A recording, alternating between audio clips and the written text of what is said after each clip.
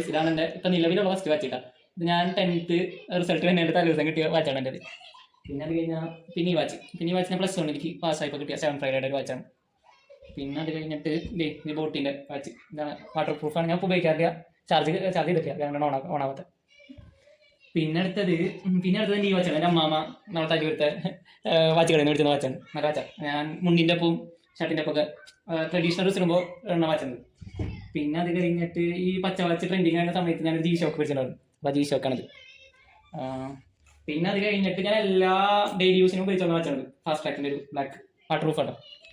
പിന്നെ അത് കഴിഞ്ഞിട്ട് എൻ്റെ സീനിയേഴ്സ് മേടിച്ചതാണ്. ഓൾ ഇന്ത്യ ട്രിപ്പ് പോയി വന്നപ്പോൾ മേടിച്ചെന്നൊരു വാച്ചാണ്. പിന്നെ അത് കഴിഞ്ഞിട്ട് ടീഷർട്ടിൻ്റെ 2 വാച്ചുണ്ട്. 2 കളർ ചേഞ്ച് ആണ്, ഗ്രീനും ഒന്ന് ബ്ലാക്കും. അതിൽ ചില്ല് പൊട്ടി പോയി. പിന്നെ അടുത്തത്